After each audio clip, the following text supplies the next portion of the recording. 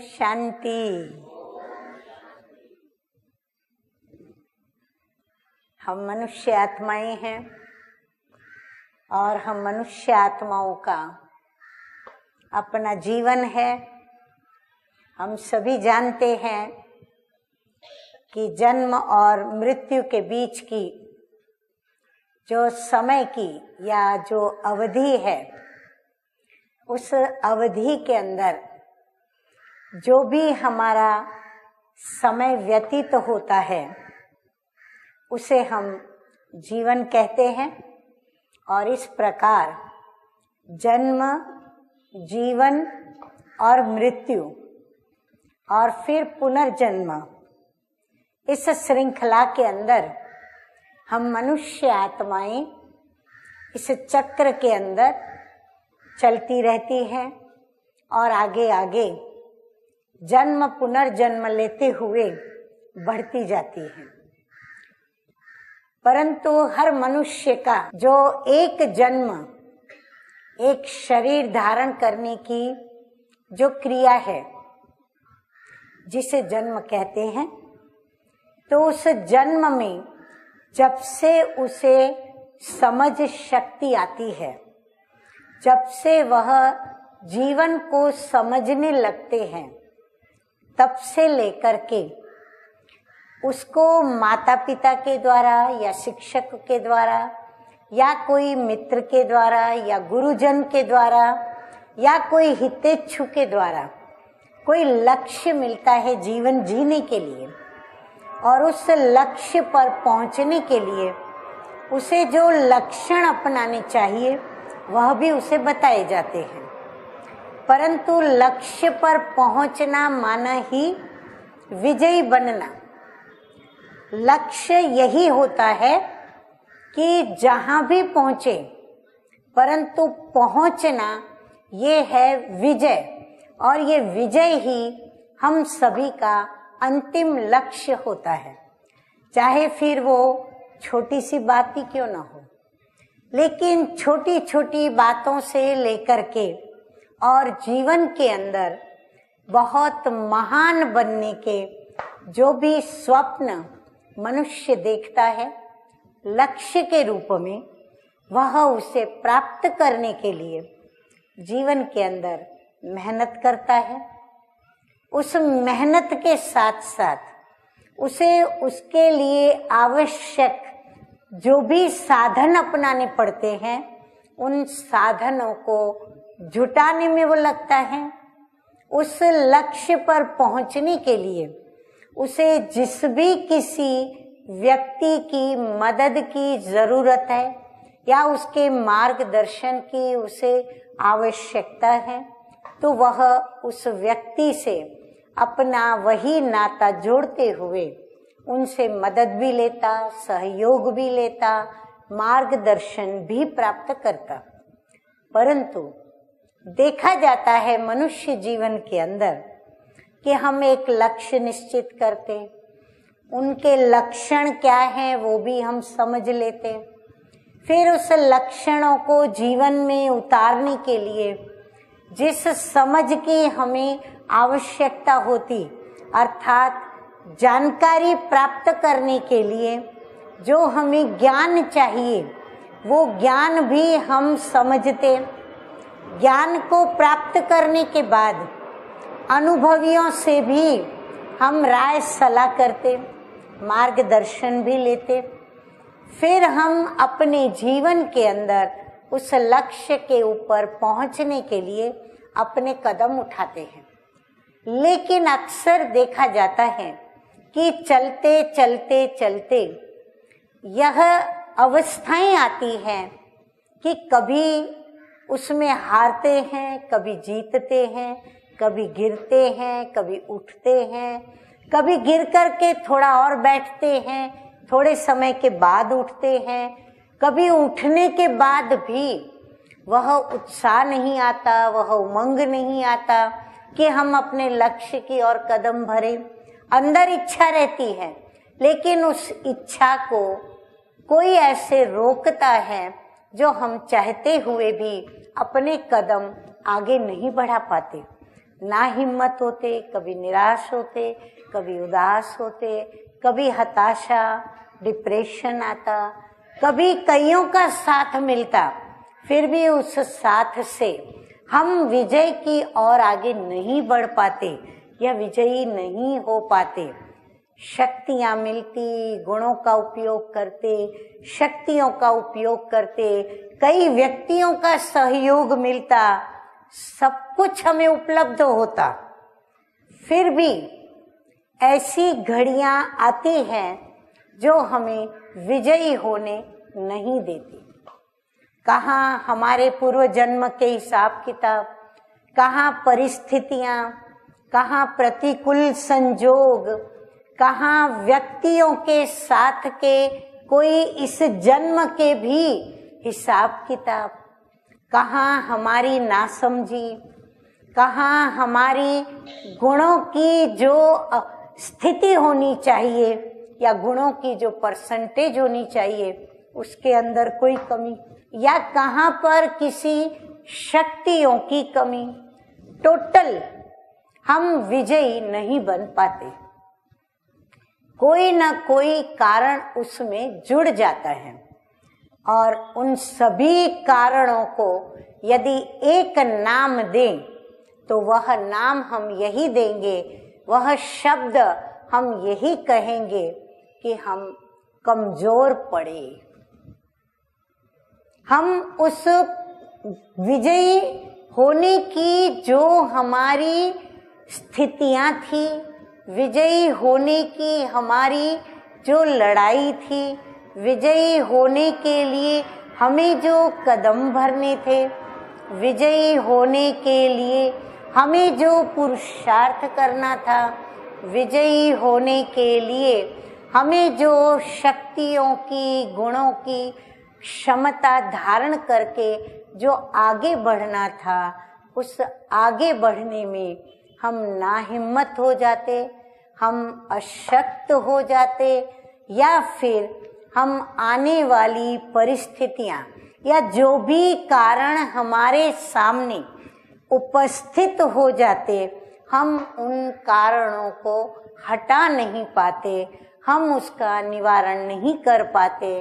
कारण क्या? कि हम कमजोर स्वयं को महसूस करते। अब ये कमजोर माना क्या?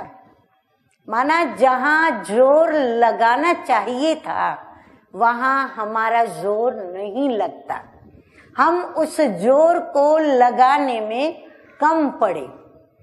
जोर लगाना माना अपनी ताकत लगाना, अपनी ताकतों को यूज करना, या हमारी अंदर की जो भी शक्तियां हैं, या फिर कभी कभी हमारी ऊर्जा को भी हमें बाहर लाना पड़ता है, हम वो नहीं कर पाते हैं। तो हमारी न ऊर्जा बाहर आती, न हमारी शक्तियां हमें आकर के मदद करती, न हमारा गुण हमें वहाँ मदद करता, न कोई व्यक्ति की मदद भी हमें सफलता दिलाती। और तब इंसान कमजोर होकर के निराश होता, उदास होता, हताश होता, डिप्रेशन में आता और फिर व्यर्थ सोचना उसका शुरू हो जाता। वो लघुता ग्रंथि में आकर के जो नहीं सोचना चाहिए ऐसा भी वो सोचने लग जाता है। और क्या क्या सोचता है? सोचता है कि मेरे नसीब में ही नहीं है, सोचता है कि मैं कभी ये कर ही नहीं सकूंगा, सोचता है मैं कभी विजयी बन ही नहीं सकूंगा, सोचता है कि मैंने फालतू में, व्यर्थ में इतना ऊंचा लक्ष्य पकड़ा, मैंने व्यर्थ में इनकी मदद ली, उनकी मदद ली, व्यर्थ में मैंने ये किया, वो किया, लेकिन मैं कुछ कर नहीं सकता हूँ, मुझे हक ही नहीं आगे बढ़ने का, मुझे हक ही नहीं विजयी होने का। और फिर ये व्यर्थ सोच कई प्रकार से, नाना प्रकार से उसको आकर के इतना घेर लेते हैं कि आखिर वो उस घेराव में, जैसे कभी बादल उमड़ घुमड़ कर काले काले बादल जब छा जाते हैं तो कुछ दिशा नहीं सूझती, दशा भी नहीं बनती, न दिशा मिलती, न दशा बनती, न स्थिति बनती, न परिस्थिति बदलती, और ऐसे लगता चारों तरफ से अंधकार में हम घिर गए। और उस अंधकार में, और वो अंधकार ऐसा डरावना बनता है जहां वो स्वयं खुद को अकेला पाता है। उसको कोई मदद अगर मिलती भी है तो वो मदद भी उसे दिखाई नहीं पड़ती, क्योंकि उसको वो मदद अभी चाहती नहीं है। इतना वो उस अंधेरे में गिर जाता है कि वो समझता है कि अब इस अंधेरे से न मुझे कोई बाहर निकाल सकता, न मैं स्वयं भी इससे बाहर निकल सकता, और ना ही मुझे कोई भी आकर के इस अंधेरे से उजाले में ले जा सकता। और तब एक अंतिम निर्णय लेता है वो, अपने मन के अंदर उलझ उलझ कर, मूंझ मूंझ कर, सोच सोच कर, अपने मन को मना मना कर, फिर भी वो जब नहीं मानता, व्यर्थ सोच सोच के थकता है, जब सभी के तरफ से उसे निराशा ही मिलती है, उसे अपने लिए कोई आशा की किरण नजर नहीं आती, ऐसा ना हिम्मत और डरपोक बनता, और वो अकेला अकेला एक अंधकार के कोने में कहो, या अंधकार की गुफा में कहो, या अंधकार की उस खाई में कहो, ऐसा बैठ कर के अंतिम निर्णय लेने पर आ जाता है। और वो अंतिम निर्णय उसका ये होता है कि मुझे जीने का कोई हक नहीं, जबकि मैं जीवन में कुछ कर नहीं पाता, मैं जो सोचता हूं वो मैं कर नहीं पाता, मैं जिस लक्ष्य पर पहुंचना चाहता हूं मैं उस लक्ष्य पर पहुंचता नहीं, जब भी कदम उठाता हूं मैं हार खाता हूं, असफलता ही सामने आती है। और तब अंतिम निराशा को लेकर के वह ये सोचता है कि मैं आत्महत्या करूं, मैं मर जाऊं, किस भी विधि से मैं शरीर का त्याग करूं, मैं इस देह को छोड़ दूं, न मुझे ये शरीर चाहिए, न मुझे जीवन चाहिए, न जन्म चाहिए, न कुछ भी चाहिए। यदि कुछ चाहिए तो बस एक मौत चाहिए। उससे छूटने का वो यही एक आसरा समझता है, यही उसको आधार मानता है कि यदि मुझे अपनी इस नेगेटिविटी से, या मेरी इस कमजोरी से, या इस अंधकार से यदि कोई मुझे बाहर निकाल सकता है तो वो मौत ही मुझे निकाल सकती है। और फिर वर्तमान समय अधिकतर हम अधिक परसेंटेज में ये बात देखते हैं कि आत्माएं बड़ी कमजोर हैं। जितना ज्ञान आगे बढ़ता जा रहा है आत्माएं उतनी कमजोर होती जा रही। ऐसा क्यों हो रहा है?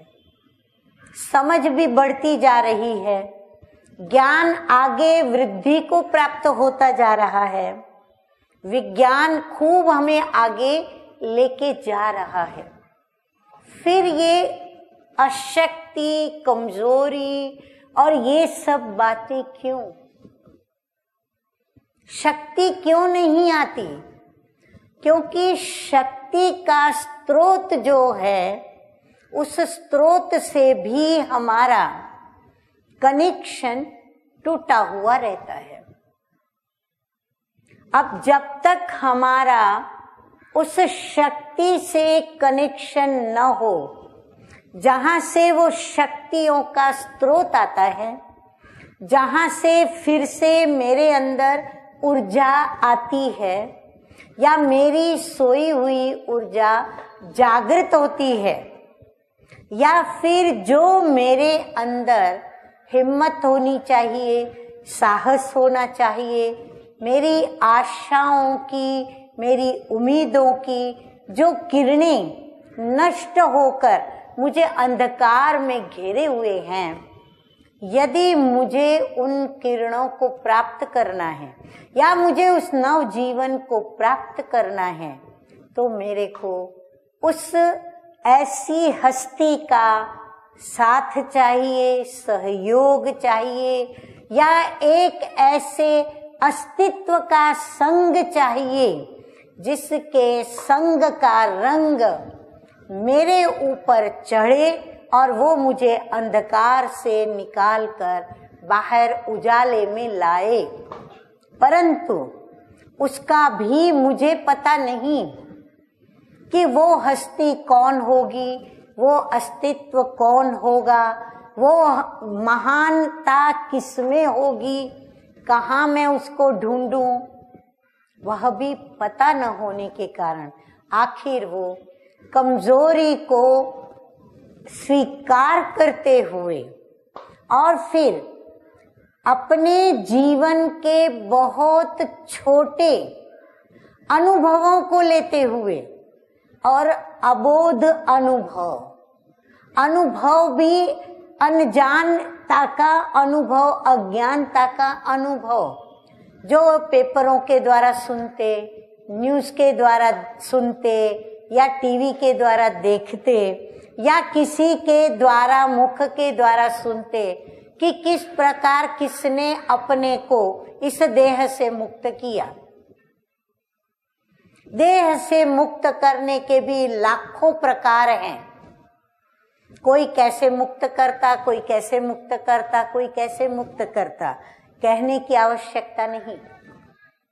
हम सभी अच्छी तरह जानते हैं, जब कोई देह को छोड़ना चाहता है तो कितने विविध प्रकार के उपायों को वो सोचता है, उसमें भी वो सरल तरीका क्या होता है वह भी सोचता है।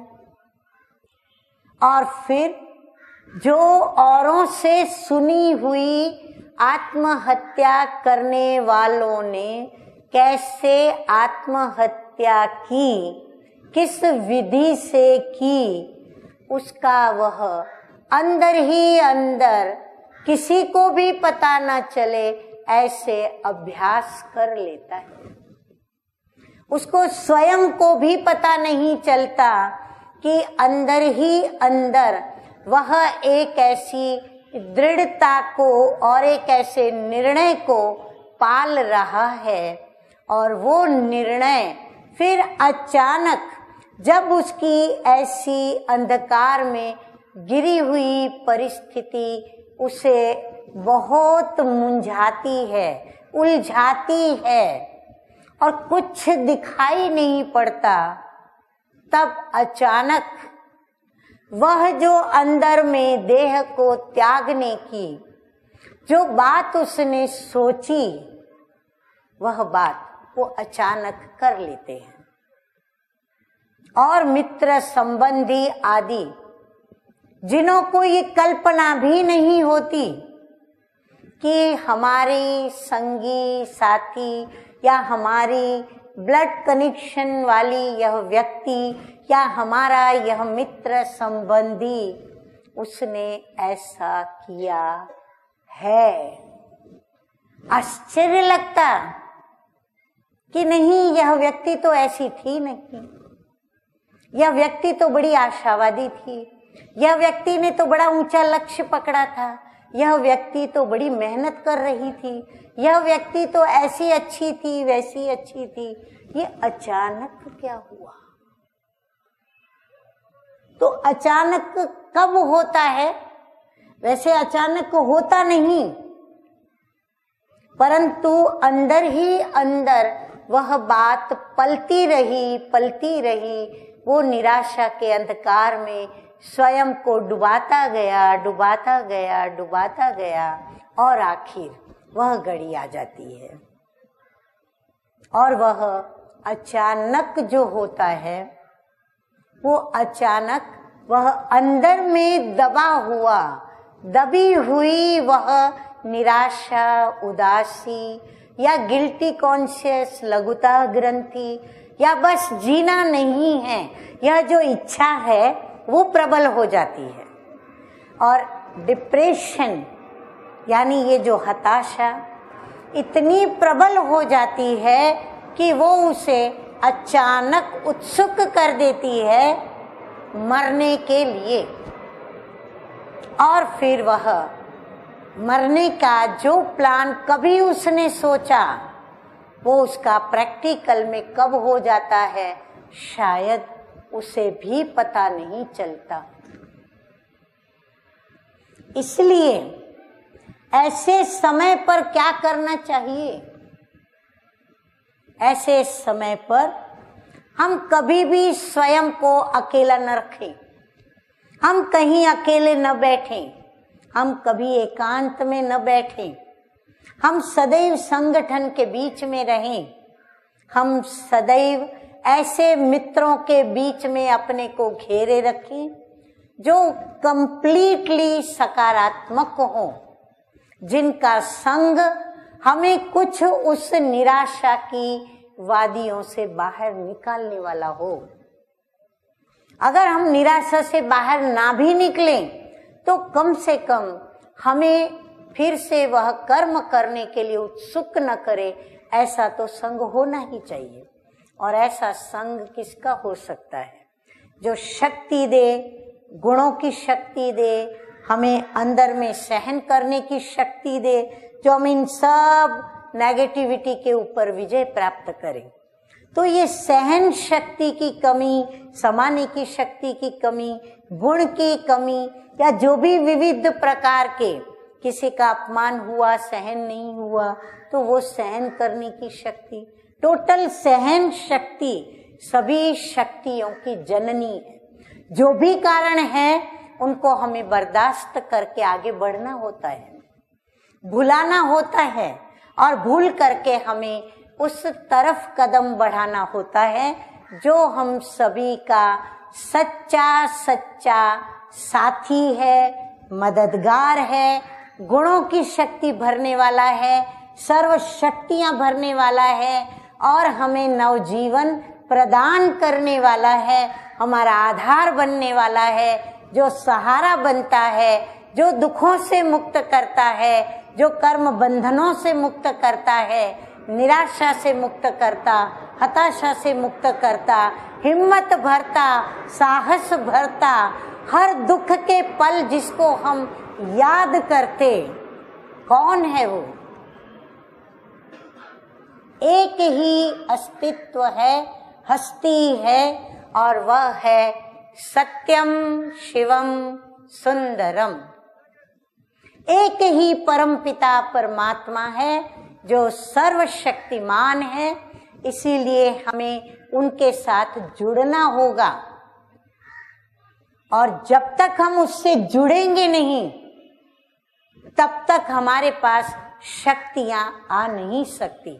अतः हमें ऐसी व्यक्तियों का संग करना होगा जो आध्यात्मिक क्षेत्र में या फिर जिनके पास ये आध्यात्मिक शक्तियां उपलब्ध हैं, जो आध्यात्मिक शक्तियों के द्वारा या राजयोग की शिक्षा के द्वारा जो परम पिता परमात्मा से, प्रभु से, भगवान से, अल्लाह से, खुदा से जो जुड़े हुए हैं।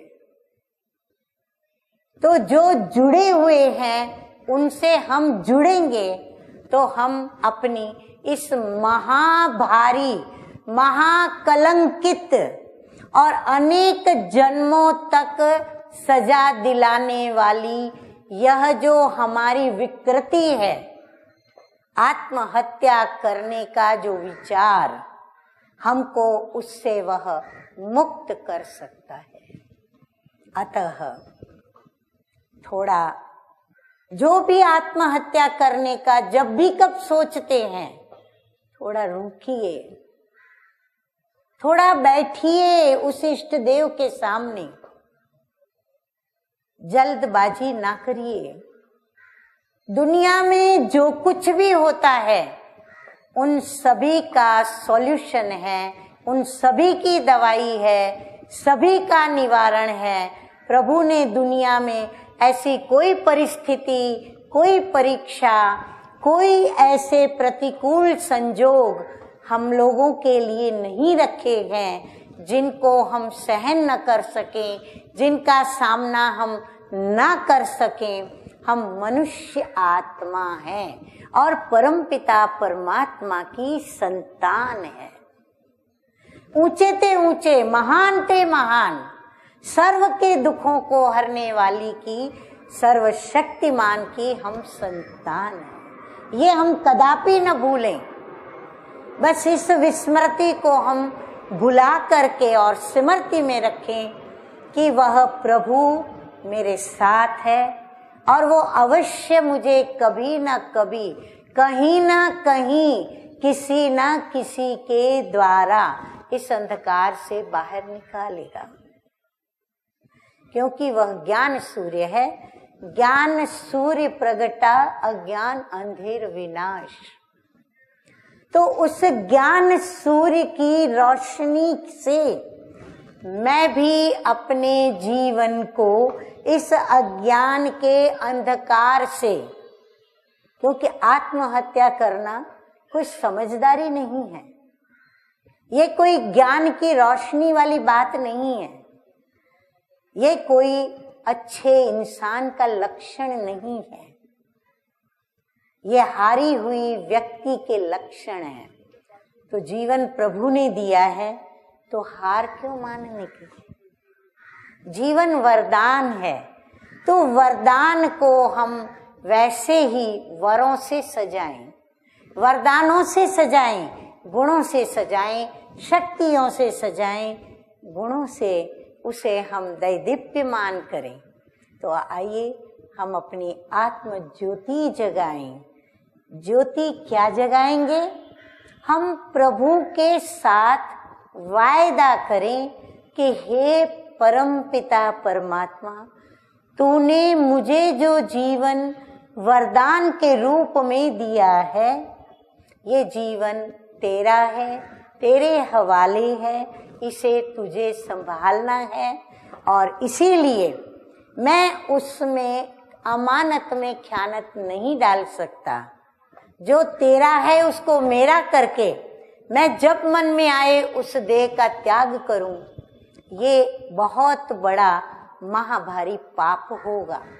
तो इस पाप से स्वयं को बचाएं और आत्मज्ञान को प्राप्त करें और आत्मा का अपने पिता परमात्मा से नाता जोड़ें और स्वयं को इन सभी नेगेटिव बातों से मुक्त करें, क्योंकि मुक्तिदाता वही है, ना कि देह छोड़ने से हमें कोई इन बातों से मुक्ति मिलती है।